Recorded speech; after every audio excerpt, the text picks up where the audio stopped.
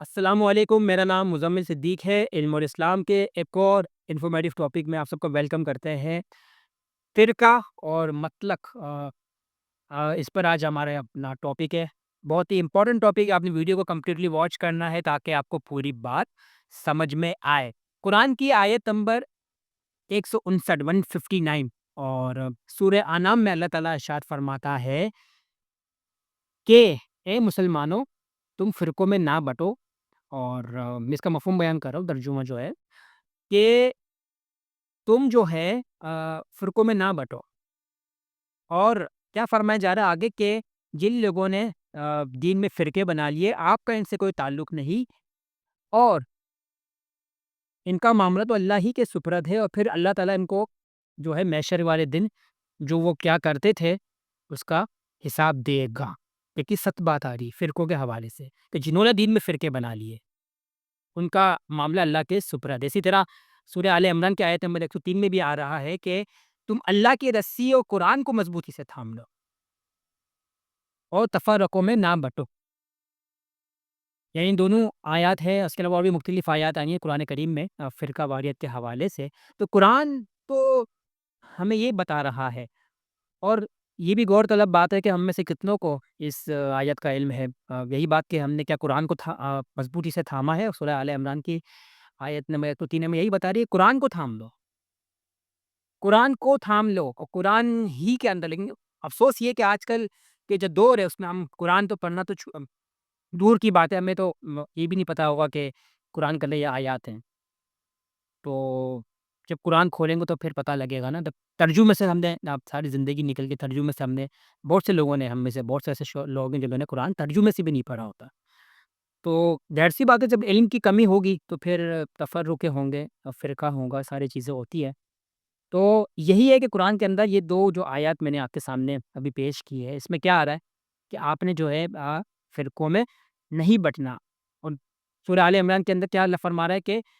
جو ہے قرآن، یعنی مضبوطی سے قرآن کو تھام لو۔ اب یہاں پر جو بات غور کرنے والی ہے کہ جب قرآن آج تو نازل نہیں ہوا، ایسا تو نہیں قرآن آج نازل ہوا ہے بھائی، ہم 1400 سال پہلے، 1500 سال پہلے نازل ہو چکا۔ وہ بات اس وقت بھی وہی لکھی ہوئی تھی، آج بھی وہی لکھی ہوئی ہے۔ تو پھر کیا کیا کیا کیا وجہ ہے کہ یہ سب چیزیں پھر کیوں ہو گئی شروع؟ کیا کیا مسئلہ تھا؟ کیا ایسا اس کے اندر مسائل تھے؟ کیا ایسی چیزیں تھیں کہ لوگ جو ہے جیسے جیسے وقت گزرتا چلا گیا، اب ہم جب ماضی میں دیکھتے ہیں، جیسا کہ میں نے بتایا کہ قرآن تو پہلے ہی نازل ہو چکا، قرآن کے اندر تو یہ آیات پہلے سے موجود ہے، تو پھر یہ ساری چیزیں کیوں ہوئی؟ یہ فرقے، یہ گروہ، یہ کیوں ساری چیزیں بنائی گئی؟ نبی کریم صلی اللہ علیہ وآلہ وسلم نے جب ہمارے اس دنیا سے پردہ فرمایا تو ظاہر سی بات ہے آپ کے بعد اختلافات ہوئے، اور نبی نے بھی اس بات کی پہلے ہی نشاندہی کر دی تھی کہ تم میرے بعد بہت اختلاف دیکھو گے۔ پھر ہم نے دیکھا جس طریقے سے ساری چیزیں اور کیا کیا ہوئی ہیں اسلام کے اندر، ہم نے کور بھی کیا ہے خلافت والا جو ٹاپک ہے، ساری چیزیں۔ تو بہرحال جو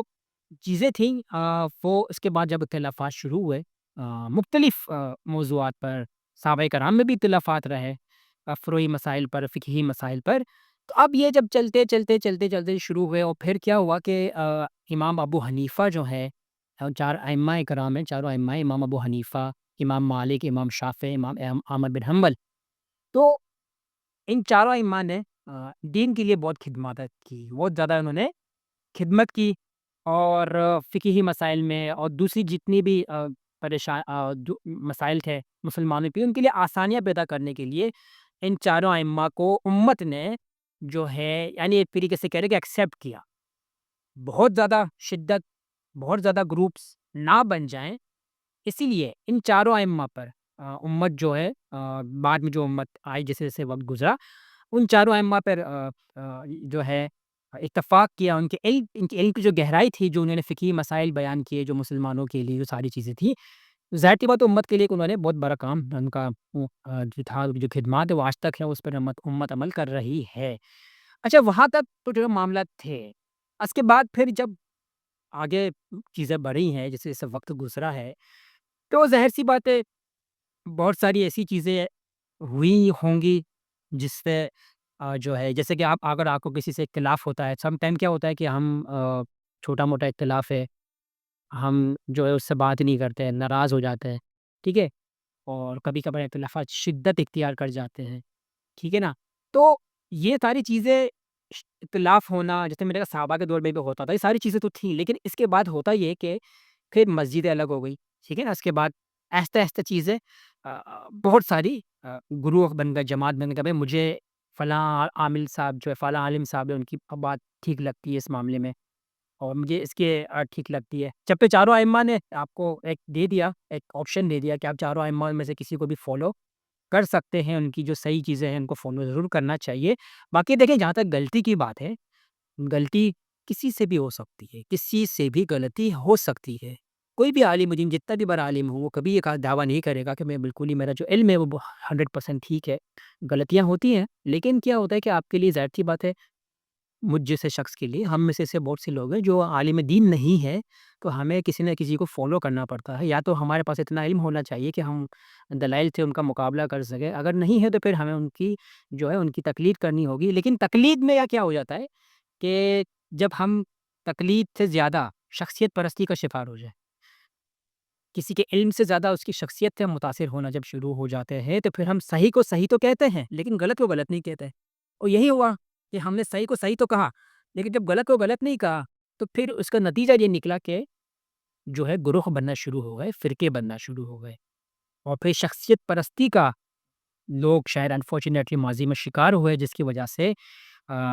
جو ہے یہ فرقے وغیرہ یہ چیزیں ہوئی ہے۔ ایسا نہیں کہ صرف شخصیت پرستی ہوگی، ایسے تو علمی اختلافات بھی ہیں، سب کچھ ہوگا، بٹ ایک جو چیز میری رائے میرا خیال ہے، میں غلط بھی ہو سکتا ہوں، آپ بھی مجھے اپنے کامنٹس سیکشن میں ضرور بتائیں کہ آپ کے حساب سے ساری چیزیں کیوں ہیں، کیوں ہمارے اسلام کے اندر یہ فرقے وغیرہ ہیں، ٹھیک ہے؟ اچھا، اس کے بعد ہم نبی کی حدیث بھی دیکھتے ہیں، نبی نے کہا 72 فرقے ہیں، ایک فرقہ جنت ہی باقی جہنم میں ہے، اور کہا کہ کون سا فرقہ ہے، تو کہا کہ یہ وہی فرقہ ہے جنتی ہوگا جو میرے اور میرے صحابہ کی سنت پر ہوگا۔ تو اب دیکھیں، اب مختلف ناموں سے ہمیں پتہ ہی ہے آج پاکستان کے اندر پوری دنیا کے اندر ناموں سے جو ہے صرف فرقے وغیرہ چل رہے ہیں۔ اب نبی نے نام نہیں بتایا، نام بتا دیا تو ہر بندہ اپنا فرقہ وہی نام رکھ لیتا۔ تو اب امت کے لیے کیا اس میں ہے؟ ہم جیسے لوگوں کے لیے جو ہم عالم دین تو نہیں ہے، ہمیں کیا کرنا ہے؟ ہمیں یہی بیٹھ کے نہیں کرنا کہ فلاں کیا کہہ رہا ہے، فلاں کیا کہہ رہا ہے۔ ہاں ٹھیک ہے، آپ جو صحیح بات ہے وہ کرنی ہے، صحیح بات کو سننا ہے، سمجھنا ہے، لیکن جو چیزیں پاسٹ میں ہو گئیں، جو مجھے لگتا ہے جو میری رائے ہے کہ اس وقت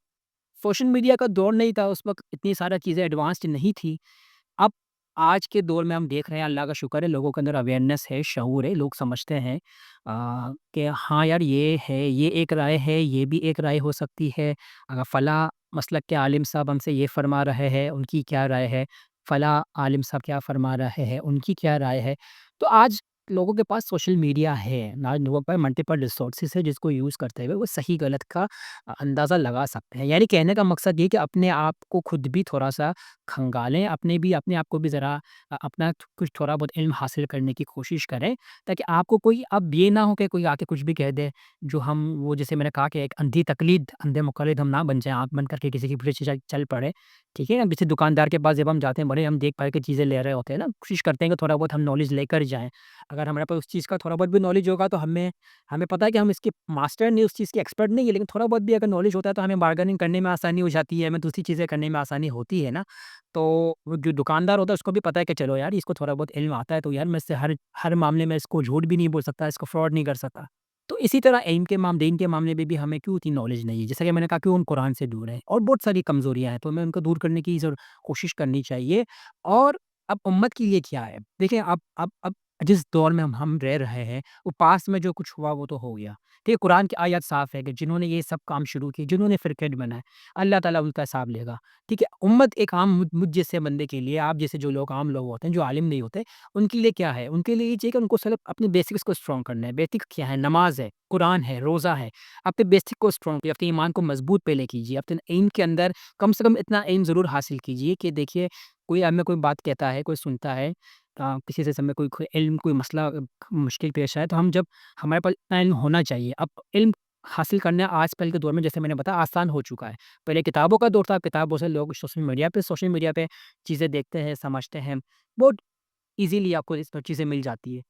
خود غور کریں، فکر کریں کہ یار کیا ہے، کون سے عالم صاحب ہیں، آپ کے کوئی بھی عالم بڑے ہیں، آپ کے پیر و مرشد ہیں، آپ ان کو فالو کرتے ہیں، ٹھیک ہے، آپ ان کو فالو کیجیے، لیکن وہی بات کہ شخصیت پرستی کا شکار مت ہو جائیے، آنکھ بند کر کے اندھے مقلد مت بنائیے، ٹھیک ہے، دین کا معاملہ ہے، اس بڑا حساس معاملہ ہے، دیکھ بھال کے چیزوں کو کیجیے، اور ایسا نہیں جیسا کہ میں نے کہا تھا غلطی ہر انسان سے ہو سکتی ہے، آپ کو غلطی جان بوجھ کے کر رہا ہے، انجانے میں ہو رہا ہے، وہ اللہ جانتا ہے، دلوں کے حال اللہ جانتا ہے، ہم کسی پہ فتوی نہیں لگا سکتے، کون کیا کس کی نیت ہے، لیکن ہمیں ایٹ لیسٹ اتنا ہو کہ یار ہم جو بات کر رہے ہیں، جو کسی سے سنتے ہیں تو اس کو ویریفائی کریں، اس کی تصدیق کریں، اپنے علم کو گہرا کریں، اپنے علم کو مضبوط کریں نا، علم دین بھی حاصل تھوڑا بہت تو ہم کریں، آج کل کے اس دور میں ذرا مشکل تو نہیں ہے، جہاں دنیا بھر کا علم حاصل کرنا، تھوڑا بہت ہمیں علم دل بھی علم دین کا بھی علم ہمیں آنا چاہیے، تو اپنی بیسکس کو اسٹرانگ کریں، اور ان چیزوں سے کوشش کر کے ہٹ کر جو پوری میری ویڈیو کا نچوڑ ہے وہ یہی ہے کہ آپ نیوٹرل لینے کی کوشش کیجیے، کہ یار جو نیوٹرل ہے ایٹ لیسٹ جو بندہ جو کیا کہہ رہا ہے، جیسے میں نے پہلے بھی عرض کر چکا ہوں کہ یہ مت دیکھیے کون کہہ رہا ہے، یہ دیکھیے کیا کہہ رہا ہے، اگر اس کی بات میں آپ کو لگتا ہے کہ وزن ہے، اس کی بات میں علم ہے، نصیحت ہے، اصلاح ہے میرے لیے، تو یار میں لے لوں، اور اگر وہ واقعی اتنا اچھا ہے تو میں اس کو آگے بھی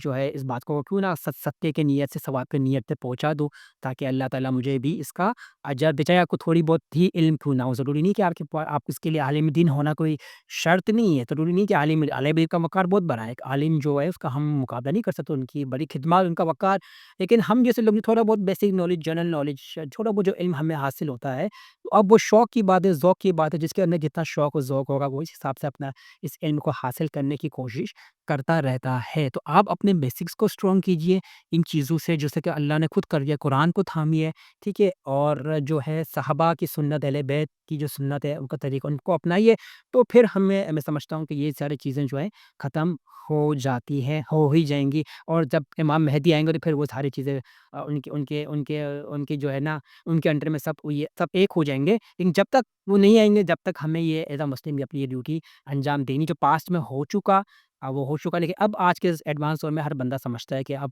اتنا آسان نہیں ہے کسی کو جھوٹ بولنا، یا کوئی کسی کو کچھ بات بول دے گا وہ اس کو اتنی ایزیلی مانے گا نہیں، جو تھوڑا بہت بھی عقل و شعور رکھتا ہوگا فوراً اس کی تحقیق کرے گا، وضاحت کرے گا، تصدیق کرے گا، تو امید کرتے ہیں کہ آپ کو ہماری ویڈیو اچھی لگی ہوگی، جو باتیں میں نے سمجھانے کی کوشش کی ہیں وہ آپ لوگوں کے سمجھ میں آ گئی ہوں گی، اگر آپ کے بھی مائنڈ میں کوئی اس فرقے سے متعلق، مکہ سے متعلق کوئی سوال ہو یا کوئی رائے ہو، ضرور کامنٹس میں بتائیے گا، انشاءاللہ نیکسٹ ٹاپک لے کر جلد آپ کی خدمت میں حاضر ہوں گے، چینل کو اگر سبسکرائب نہیں کیا لازم سبسکرائب کر لیں، لائک کامنٹ شیئر کرنا مت بھولیے گا، نیکسٹ ٹاپک لے کر جلائیں گے آپ کی خدمت میں، جب تک کے لیے اجازت، اللہ حافظ۔